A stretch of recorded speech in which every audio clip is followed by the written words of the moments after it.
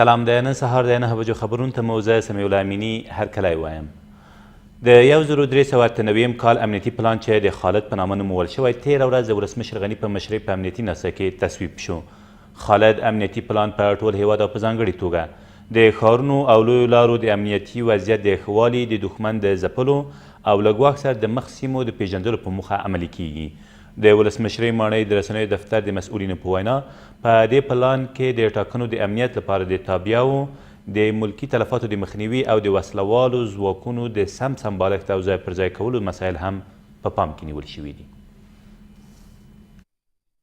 این پلان به منظور بهبود وضعیت امنیتی سراسر کشور، سرکوب دشمن، شناسایی ساعات زیر تهدید، تدابیر امنیتی برای انتخابات پیشرو و جلوگیری از تلفات ملکی و همچنان تبعیض درست و به جای قوا تطبیق و عملی می گردد.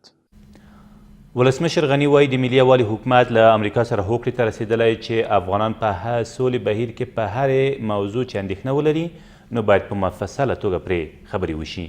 ښاغلي غني تېر ماښام د سولې د خبرو په اړه د مدني ټولنې او خبریالانو ملي ناستې په پای غونډه کې زیاته کړه چې د افغانستان د خلکو په اراده باید ناسم قضاوت ونشي او حکومت ارزښتونو ته باورمند دی او په تعقل چلند کوي.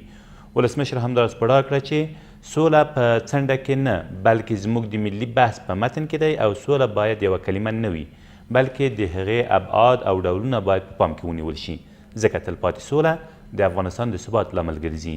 د نوموړي په وینا له اساسي قانون څخه تېرېدنه د بقا او د ملي ګټو د خوندیینې نسخه نه ده او ملي استحکام زموږ د اساسي قانون پایله ده. له دې سره سم زلمی خلیزاد وایي پاکستان باید د افغان سولې لپاره نور ګامونه هم اوچت کړي. د افغان سولې لپاره د امریکې د بهرنیو چارو وزارت ځانګړي استازي د کندهار له چارواکو، قومي مشرانو او مدني فعالانو سره تر لیدنې وروسته دغه څرګندونې کړي دي. خلیزاد ویلي د افغان سولې د بهیر د پرمختګ لپاره د سیمې هیوادونو رول مهم دی.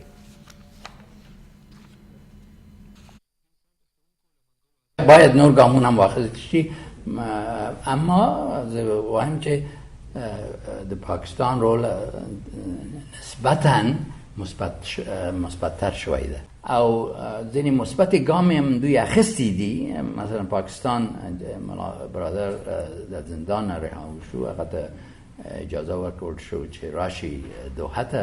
دا وکړه چې لوی کندهار دغه باید پکښې کې ډېرې په دې خاطر چې لوی کندهار دا ټوله کابینه چې د طالبانو سرچینه چې د لوی کندهار 80% لوی کندهار، نو باید د لوی کندهار خلک پکښې چې لوی کندهار خلک ډېر رول پکښې لري.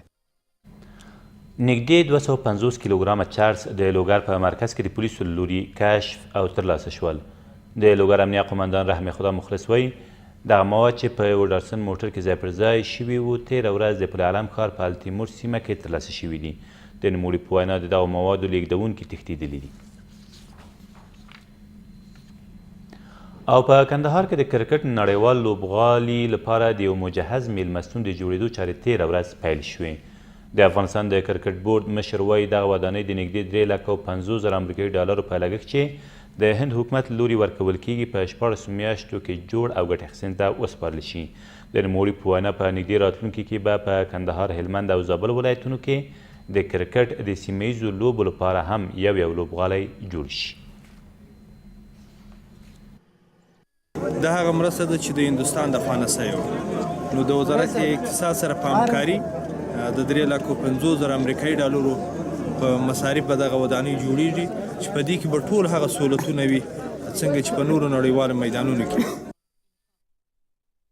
وروستي خبرونه تر بیا مو الله امان.